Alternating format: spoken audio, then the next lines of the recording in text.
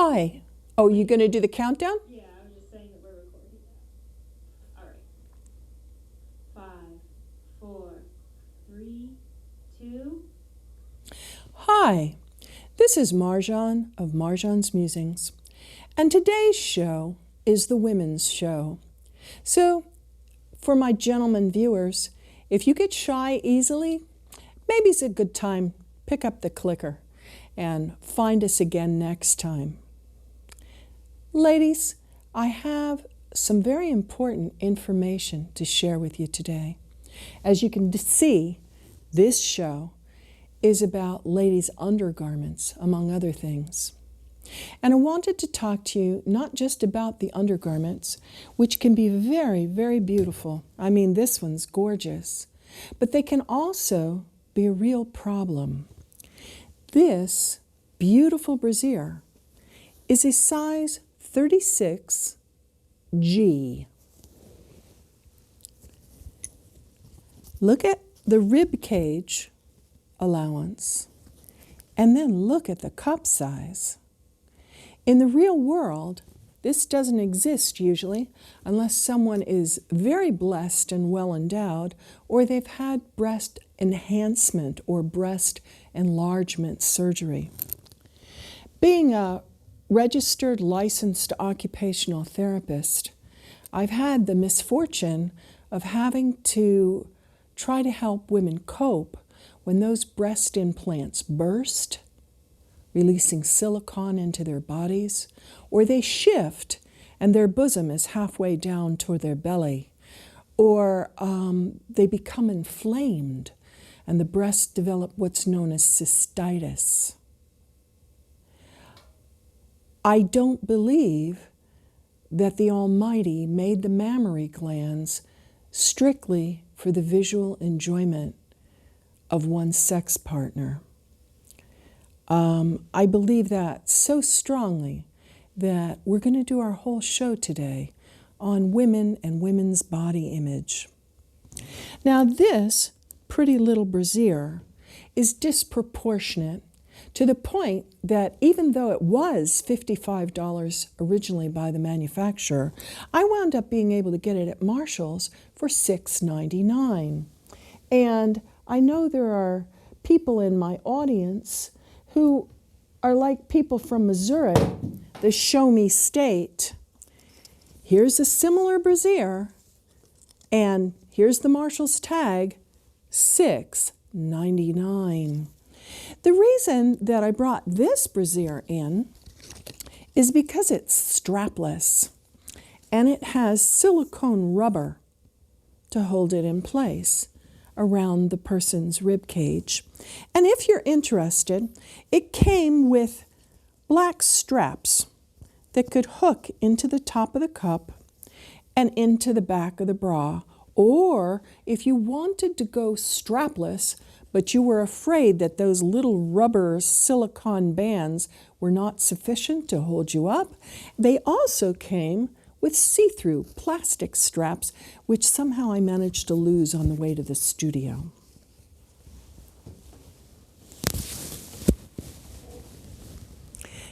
The bra I dropped on the floor is a rose-colored bra. We've all seen those ribbons, the pink ribbons. I brought this in not just because it's a lovely shade of rose and it actually fits me, but because I want to talk a bit about breast cancer. The neighbor that adjoined my property in the rear of my house died rather rapidly of breast cancer. I had a backdoor neighbor, you know, the kind of neighbor that you can tell your secrets to. You never have to call or make an appointment. You just show up at the kitchen door and there's always a hot cup of tea whipped up in a hurry. That lovely lady suffered from breast cancer for 18 years, but she was a woman of extraordinary faith. And I think her trips to Lourdes, although they didn't cure her, gave her the courage to go on. Very few women survived breast cancer 18 years. Right now, a dear friend of mine at my church is trying to cope with metastases. That's 3 women in my life within the last few years. This is a very serious issue, ladies. So I want to talk to you not to frighten you, but maybe to help you in your daily life so that you don't become a statistic.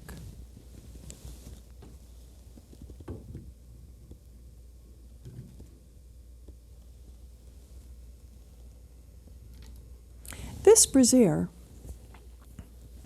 is in my size of cup. It was not in my size of back. And so, through a catalog, I purchased a bra extender. These are wonderful little things. They have 2 sets of hooks, and you pop them in place, just like this. They're very easy to use. And they come in 2, 3, and 4 hooks. They come in black, white, and beige, so that you can kind of color coordinate them to your outfit. And they give you 2 additional inches of space for your rib cage so that you can breathe without getting that horrible red compression line under your bosom. That's important for 2 reasons.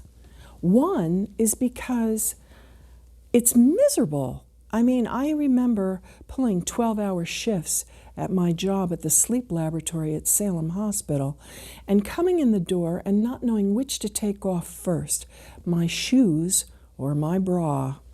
The bra usually won.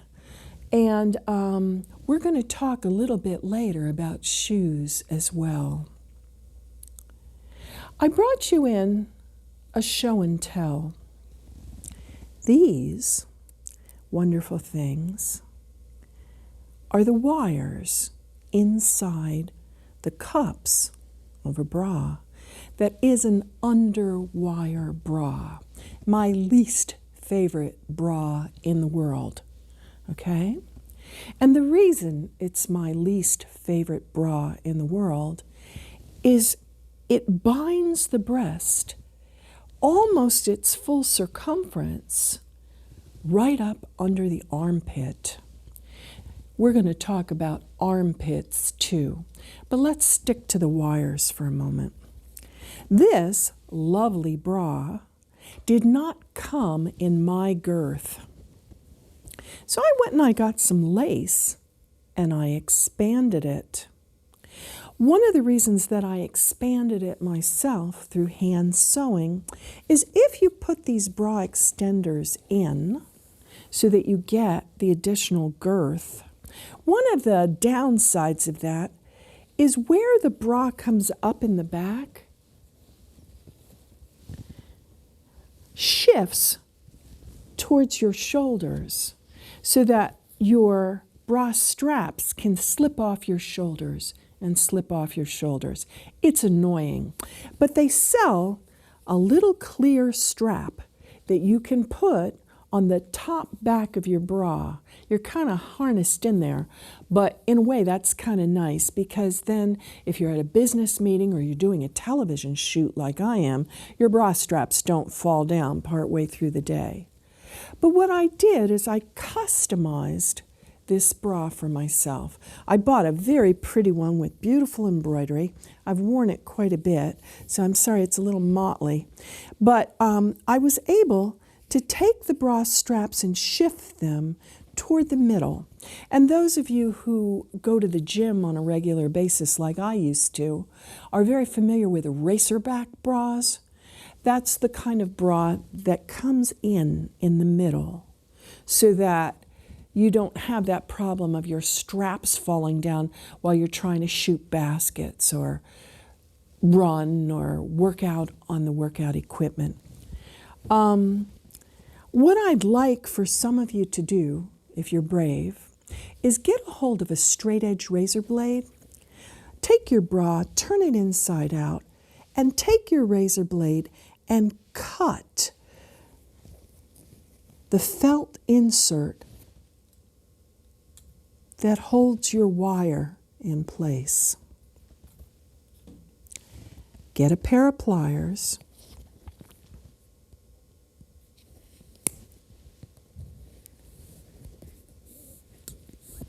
and pull those wires out. It's really easy. You take a razor blade or a sharp scissor and you slice the little hem.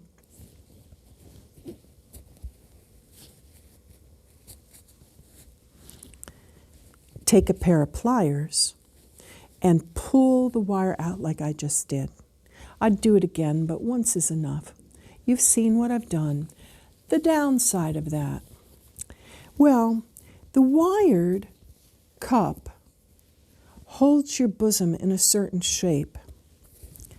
The unwired cup does not. If you want to, or you need to, have perfectly conical breasts like Madonna in fetish wear, then you can't do that. You have to keep the wires in. But if it's a normal day and you're not very well endowed, you can get away with my little trick of making your bra so much more comfortable. There's another reason besides comfort to do this, ladies, and that is that the breast is very active tissue. What do I mean by active tissue? If you ever see a cross-section of a breast in a medical drawing, you'll notice that inside are mammary glands. Mammary glands are very active tissue. They not only secrete milk for breastfeeding of an infant, but they also regulate part of your menstrual cycle. It's not just your uterus and ovaries involved in your menstrual cycle. In fact, women who go on the birth control pill sometimes have a side effect known as cystic mastitis. This can be kind of terrifying. You go to do your monthly breast exam, and please tell me, ladies, that you're doing your monthly breast exam. If you don't know what I'm talking about, let me explain. You take a bath, you dry yourself, you put a little bit of powder or lotion or oil on your bosom, and you carefully feel each quadrant of your breast. You touch the nipple. If you don't know how to do this, get your healthcare practitioner to show you. Any good nurse or any primary care physician, any obstetrician, any gynecologist can show you this exam, which can save your life. It can also make you a nervous wreck if you tend, like me, to develop cysts easily. Most cysts are benign. The old-fashioned wisdom was if a lump hurt, it was probably okay. That's not true. Many breast cancers are silent. You don't feel pain from them until they've progressed pretty far. But certain breast cancers are very painful, and that pain can tip you to go get a mammogram. And if something not quite right shows up on that mammogram, you can then go get a breast MRI. Now, anybody who's been through a mammogram has probably seen that joke sheet that was circulated over the internet. To prepare for your mammogram, take 2 metal bookends, put them in your freezer, and an hour later take them out and crush your bosom as hard as you can. Alternatively, you can lie down on your garage floor and have your husband drive your car over your bosom. It does kind of feel like that, especially if you're big. I've come home from breast exams with a mammogram with crescent-shaped bruises over my bosom. I think some of the texts get a little overzealous. Do not be afraid to yell at them and say, hey, back off. I am a human being, not a pancake. They'll tell you they're trying to get sufficient compression. You tell them, take side films. What's that? Well, the normal breast exam, they just squish your breast in between the two now plexiglass panels. They didn't used to be plexi. And if you ask them, especially if you're a big woman, to do a side panel, they can get the breast tissue under the armpit to the nipple right here. And they compress in a different direction. They don't have to squash the entire breast so hard. And that side image, the one under your armpit to your nipple, is a vital image because 75% of breast tumors happen from the middle of the breast to the armpit in the upper outer quadrant. Right here and here.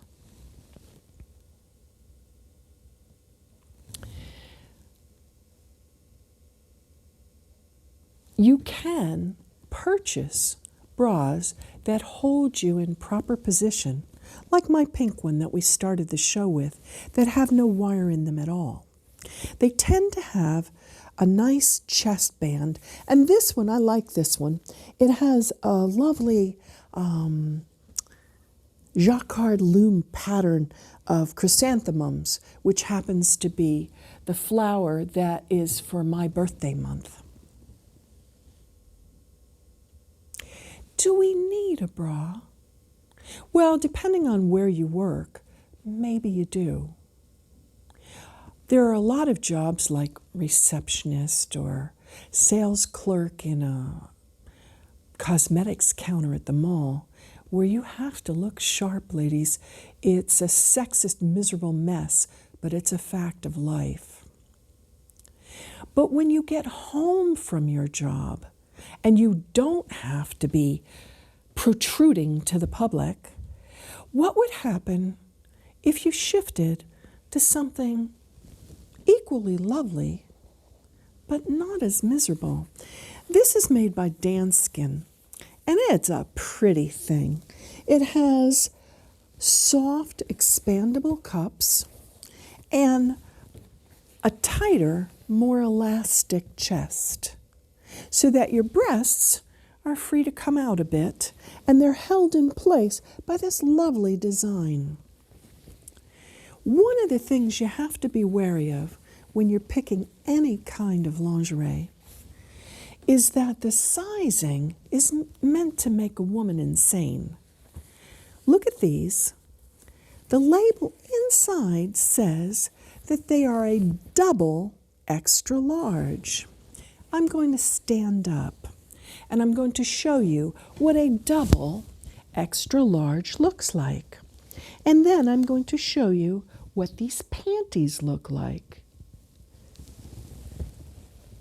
How tight are these panties?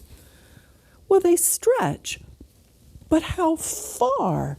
And how much effort do I have to put on them to stretch them that far? Why do I mention that? The problem with brasiers, and panties too, is that if they have a lot of elastic in them, they can constrict the circulation of blood through your body, but also of lymph. We're not as familiar with lymph as we are with blood. Everybody knows about veins and arteries. You can see your veins right at your wrist, and you can feel your pulse in your neck, so you know about arteries and veins. But you have vessels within your body that move fluid out of your tissue into your lymph glands. That's your lymphatic system. It's easy to compress those delicate vessels and injure them. Now remember I told you that this is a 36 bra. I want to show you something that was disturbing to me and a little shocking too. I couldn't understand why I couldn't get a bra to fit, so I went into Lady Grace down at the mall. And those lovely women there help women who've had mastectomies have prosthetic breast inserts for their brasiers so that they look bilateral and uniform, and it helps women who've been mutilated surgically to regain their body image. I say mutilated. For many women, a breast is part of their identity as a woman, and to have one removed is a heartache. It affects their sense of sexuality. It affects their sense of who they once were as a mother, or perhaps they want to become a mother. Having your breast removed is not a minor event. It used to be a 3-day surgical stay with an entire team of healthcare professionals to provide emotional and mental and educational support for the woman. Now they're doing them as day surgery. That's unconscionable. Yes, the woman is unlikely to die if you send her home. But do you think she could have a day or two break where someone cooks for her, brings her her food, takes care of her, holds her hand, listens while she cries?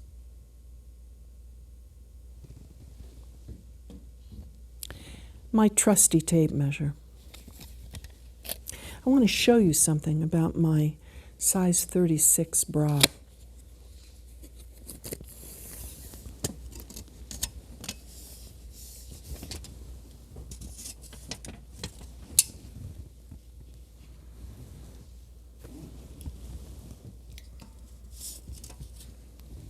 If you look, it's only 30 inches.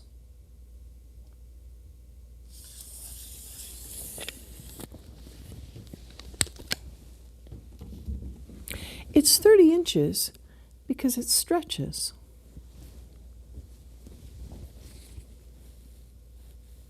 But does it stretch 6 inches?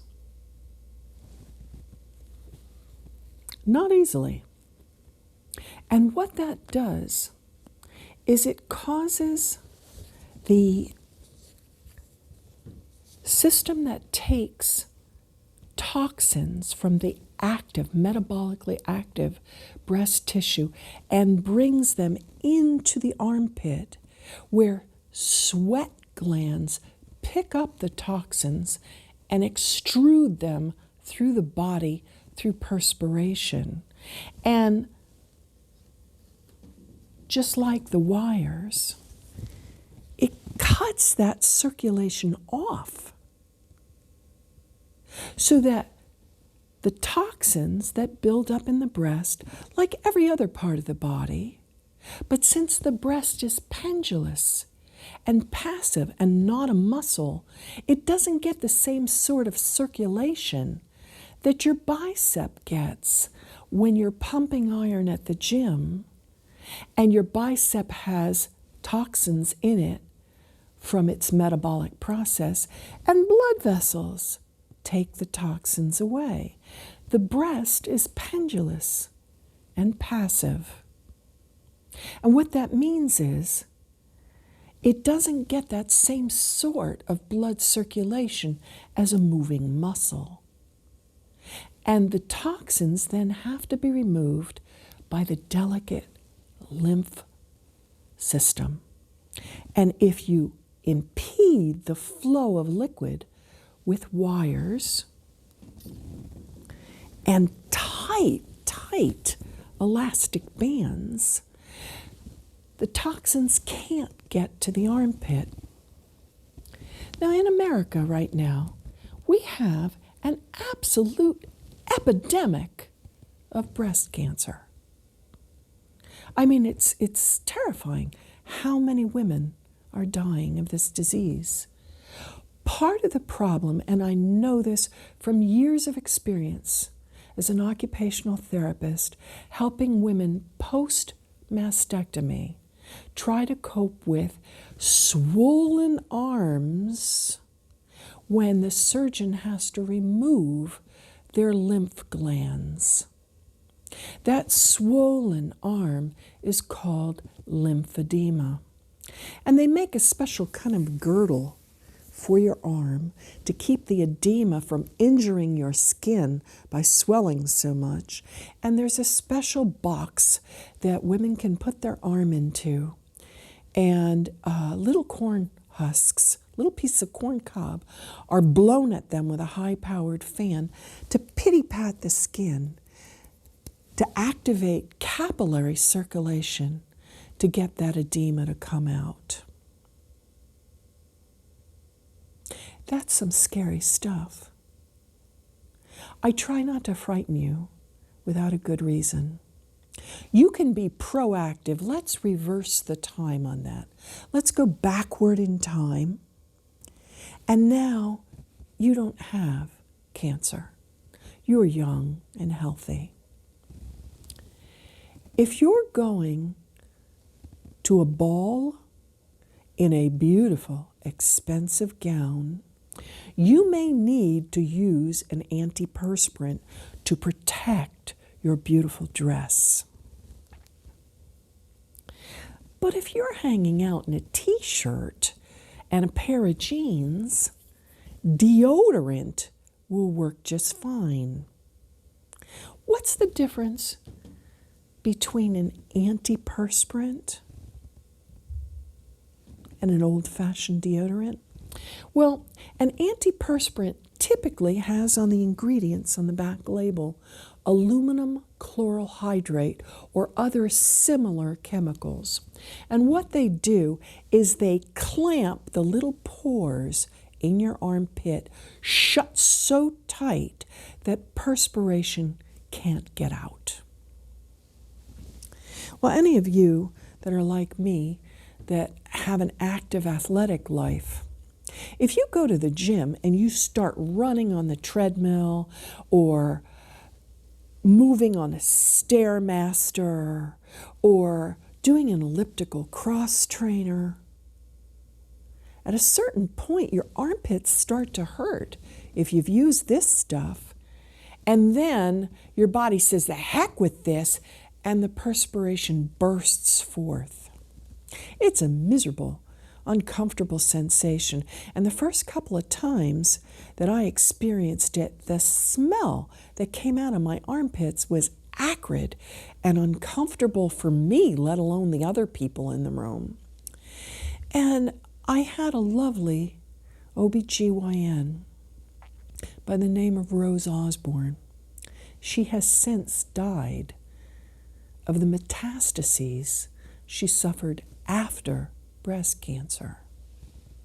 And she taught me that if I used deodorant when I went to work out, I wouldn't stink, but my breast could perspire. And then Susan, the lovely lady at Common Crow here in Gloucester, taught me about this wonderful stuff. It's a form of salt. You can see it's a big salt crystal. And you can put that on, and it shuts down the growth of bacteria in your armpit, which can smell really funky. Think about ladies who are older, those of you who've ever made bread. You put yeast in to rise your dough, and you put salt in to kill the yeast. Well, this salt kills bacteria and yeast. And so it allows you to perspire, but it doesn't stink. There's a woman who has this famous quote, "Sweating is good. Odor, not so much." So back to our discussion of sweet nothings. The French have a word for ladies' garments called négligé. What it means is the little nothing. And you can be very alluring and attractive without binding your breasts. Look at this thing. It's all hand embroidered with pearls, and it's lovely. You can be sexy without wearing a bra. You could, if you wanted to, have a set like this, which has an internal platform bra. A platform bra is, I'm going to try to show it to you without knocking all my props down.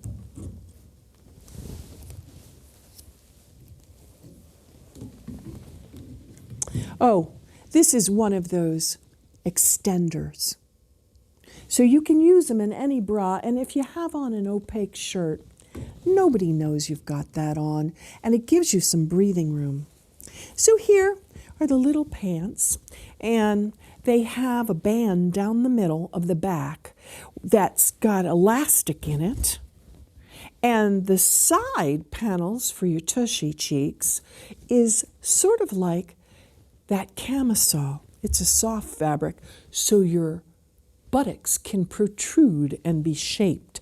I mean, people who make lingerie are all about enhancing a woman's figure. So here, if you take this wonderful thing and you turn it inside out, in it is a platform bra. Make sure when you buy yours that when you take a cloth tape at home and you measure how big you are around, that this band is no less than 2, maybe 3 inches smaller than you are, so that when it's stretched, it doesn't crush you. It allows for some circulation. Without the elastic, unfortunately, your bosom would fall right out the bottom. So you have to have some sort of an either firm band, like this one. This band doesn't stretch, it's firm, and it's reinforced. Or a stretchy band, but not one that's going to be so tight that you can't even breathe.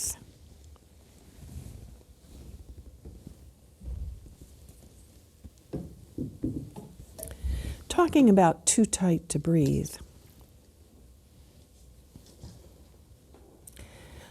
A lot of us, as we get older, don't have the figure we had when we were younger, especially if we've had children. And so the industry sells us these. Believe this or not, this is a 2X as well. I might be able to get my right thigh into it. Again, it has this ingenious system. Some of the lines, you can see how it's different shades. Some of the lines are more elastic than others. The good ones have a crotch piece, and the intelligent ones have 2 crotch pieces that flap, because getting this thing up and down in a public restroom is a nightmare. I mean, a girdle is meant to be firm and tight. Now try getting it up and down, especially in the summer if you're perspired. That shaping mechanism that I talked about, it disturbs me a little bit because the industry believes that women should be a certain shape. This wonderful girdle is doubled. And if you look, the elastic fabric goes all the way down to this stitching line so that it can hold your tummy in so tight that I would have to be some sort of a weightlifter to be able to extend my arms outward against that pressure. Whereas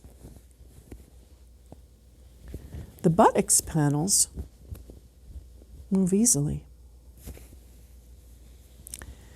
If you're wearing one of these, you're trapping moisture in towards your crotch. That's a whole nother issue. I don't know how many of you have ever suffered from some sort of an infection, taken an antibiotic, and wound up with a side effect yeast infection. Itchy, miserable, malodorous mess. Eat yogurt. That helps your tummy. You can, if you're careful, apply plain, not flavored, not sugared, plain yogurt to the area. You can also, if you are lactose intolerant, you can take dairy-free lactobacillus capsules. Lactobacillus are a type of friendly bacteria that eat yeast. They're very good if you've got post-antibiotic diarrhea. They're called probiotics. The lovely people at Common Crow have them, but you can also get them at Walgreens or Rite Aid or CVS Pharmacy.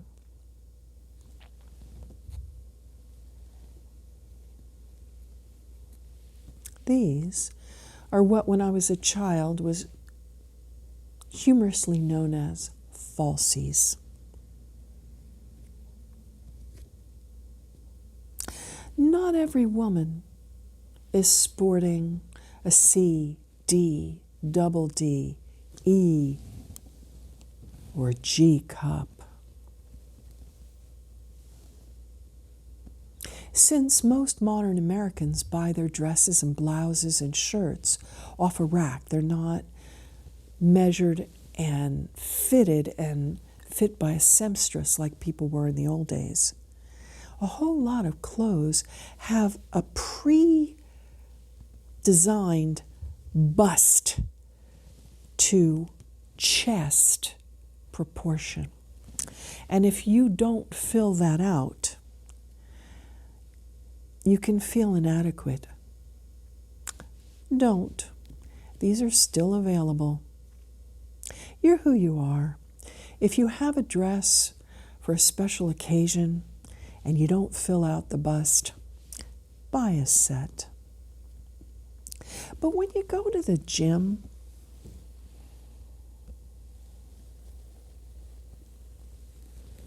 why not wear a sports bra? Something little and light. This one has that same platform sort of a deal and the same soft cups. These are not very expensive, ladies. Forget the antiperspirant. You might not even want to bother with the deodorant. Just a little bit of salt or talcum in your armpits and let yourselves perspire. And flush fluid. Drink clear water. Coffee has caffeine. It can agitate and inflame breast tissue. It can also irritate your bladder and give you bladder and urinary tract problems. Tea has less caffeine, but it still has phytochemicals, plant chemicals. Some of them make the tea tasty, but not all of them are good for you. If you want to flush your system, clear water is best.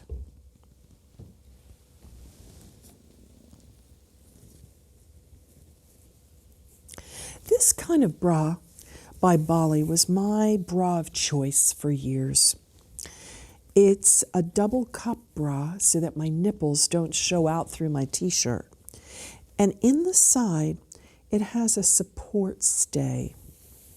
Now, depending on who you are, that may be fine and you can leave it in, or it may be uncomfortable. Especially as I got older, I found that piece of plastic right under my armpit bothered me. You can do my razor blade trick. Cut on the inside of the bra and remove that little plastic. Warning, your bulge will show a little bit. Okay? So this would be the kind of bra you would wear with blue jeans. hanging out.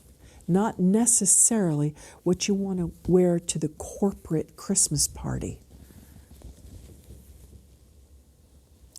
This well-worn thing that used to be white, but I live in Rockport with the sort of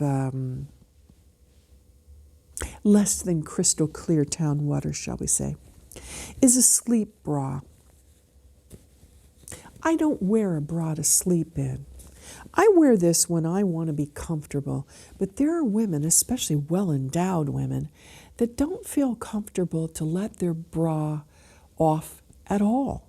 They wear a brassiere all day and they wear one of these at night. The nice thing about a sleep bra is it has a full supportive back.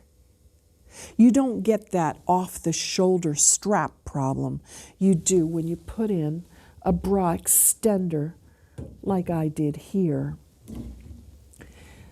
You can breathe, but your bra straps might fall down at an inconvenient moment. This kind of bra, you don't have to worry about that. And it has front closure, so you're not digging around behind your back trying to fasten your bra. One of the things occupational therapists teach ladies as they get older is how to take the brassiere and put it on backwards. You put the bra inside out, upside down, and backwards, literally, so that the cups hang down on your back and you fasten it in the front. Then you turn the bra around and position the bra correctly. Put your hands into the straps and raise it. A front closure bra, you put it on like a shirt. You just pop it on like a shirt. And then you can position your bosom and fasten it in front. For those of you getting a little older like I am, that can be a real relief, especially if you have arthritis, and that position of trying to get your bra done in the back is miserable and uncomfortable if you start to have arthritis in your wrists and thumbs.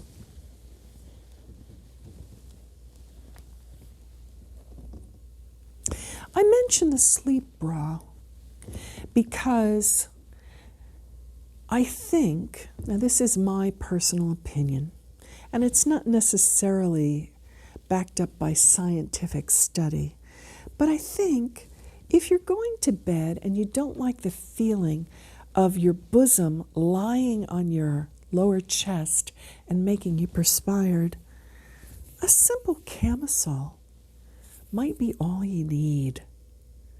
You position your breasts in the camisole and relax and go to bed. I know there are some ladies out there who are brave souls who sleep in the buff and others who sleep in pajamas. I'm one of these people. I'm a skivvies and sleep shirt person. This one is lovely, soft. It's a pretty color. But I wanted to show you the underpants that came with it. They're heat cut. They have no hem at all. And this little bitty piece of fabric in the bottom is supposed to be the crotch piece. Nowadays, when you go to look for lingerie, you'll find a whole lot of underpants called boy cut pants. They tend to ride low and they have a center seam that can creep.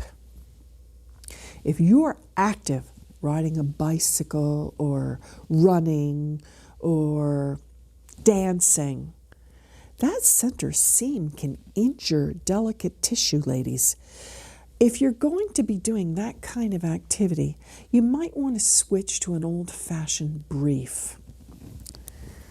And an old-fashioned brief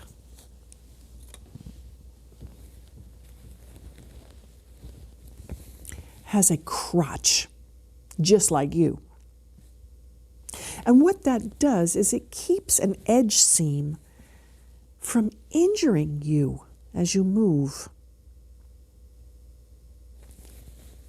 Men are constructed differently, which is why a boy-cut brief looks like men's underwear.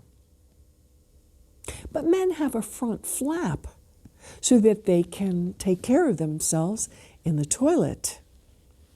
These go up and down like ordinary girls' panties, but they do not provide for you an appropriate crotch covering.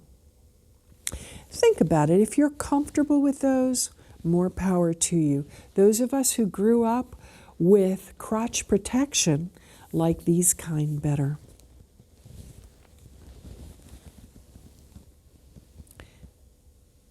Becky, can we switch? Yep. Did you want to change the set? Yeah, I'm just going to clear all this stuff, pitch it in a bag, and I'm going to bring the shoes out. All right, we're ready. 5, 4, 3, 2. So, where did the bras go? Well, they disappeared. These are what used to be known as pasties. They're a type of bra that might be really well put to use underneath a bathing suit or underneath a top where straps coming up might not be so great. They're actually cloth that has adhesive on the back, and if you want, you can peel the paper backing, position them in place, and hoist yourself to the desired shape. But I think we've talked enough about brasiers for one show. I'd like to shift to another part of a woman's anatomy. Your feet. Why? Because for years, women have been sold sexy shoes. If you go to Marshall's, you can see new shoes with ankle straps and 5-inch heels. You could fall off those and break your leg.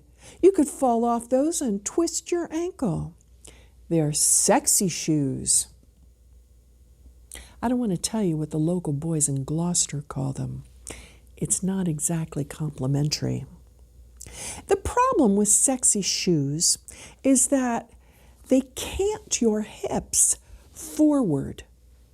Your heel goes up, your toe goes down, and in order to stay upright, you sway your back, protrude your bottom, and put a lot of pressure on your low spine. You'll wind up with a backache that way, a miserable backache. Well, what do you do about it? I mean, there's situations like when you're wearing a dress that you really don't want to be in tennis shoes. Well, try to get your heels 2 inches or less. You can find nice shoes that have a lower heel. The other thing is women's dress shoes have no support to them. You might want to purchase an arch support to put in your shoe to support the arch of your foot while you've got it canted at a 45-degree angle. And that's on a low heel. On a high heel, you're even higher than that. You're like at 70 degrees or so. Okay? So the lower the heel, in some cases the better, and a little bit of support might be nice. The other thing is many women's shoes, especially the dressy ones, are very narrow at the toe. I know that everybody talks about, French high heels. But the French women wear them long enough that the ball of the foot is at the ball of the foot and the point protrudes beyond the toes. They don't have quite the same fetish for a small foot that the women in the United States were raised to believe in. They wanted a dainty foot. So they have to not only be jacked into the air, but they have to be short too. Well, if they're short and you put that point on, your toes get crushed. That can lead to a thing called neuroma. And if you walk into a male orthopedic doctor's office, sometimes they inject your foot with a drug that kills off the nerve so you don't feel the pain, and you can wind up with hammer toes. Don't let somebody do that to you. When you buy shoes, make sure that you buy shoes that are wide enough for your feet. These are Danskos, and they're pretty. You could wear those with a dress. And they have a lift if you're trying to be a bit taller. I know that there are a lot of women who are petite women, and they'd like to get some lift. What about a pair of clogs? When I was a young woman, I had rainbow clogs. And believe me, they were platform clogs. They were some sexy shoes. If you want to learn about that, when I get the courage up to publish Sam's West Coast Adventures, look at the section where Marge teases and flirts with Sam about her sexy shoes. Other shoes that are nice are like ballet flats. You can get away with those with a dress too. The problem with these, sort of like these, is they don't have much support. So when you're going to be doing something, especially something strenuous, like jogging, walking distance, or hiking, make sure to wear an athletic shoe, one that's fitted to your foot. For me, I have wide feet and I also get edema, so I wear men's sneakers so that I can get enough width in the ball of my foot so that my toes aren't crushed, so I don't wind up with foot pain. I like to show you different jewelry, and today I have two pieces for you. This one is the goddess Kuan Yin, and she's dressed from the top of her head to the soles of her feet, and she is an icon of beauty. This one is a goddess image, a goddess of healing, and I've had her since the 1980s. It's kind of hard to think of that. It's like, wow, it's 34 years. I made this silver ring in jewelry class. I was really proud of it. I thought of it as a heart and a seagull, and these were my two loved ones, my husband and my son. And my son looked at it and held it up this way and said, "No, Mom, that's me screaming." It does sort of look like a Picasso-esque face with two little eyes and a protuberant nose out to the side. And it was funny because after that I never saw the ring the same way, and I made it. He was only 6. Don't let men define your body image. Tongue studs and facial piercings can hurt you. The tongue studs especially can get infected and cause systemic infections. Before you get tattoos put on your body, remember that they're there for life. I have one last little piece of jewelry to show you. This is a dove, and in the back it holds a pearl. It's from the Make-A-Wish Foundation. They collect money for children with cancer. I hope you listened to what I said today and that you never have cancer. This is Marjohn Love of Marjohn's Musings. See you next time.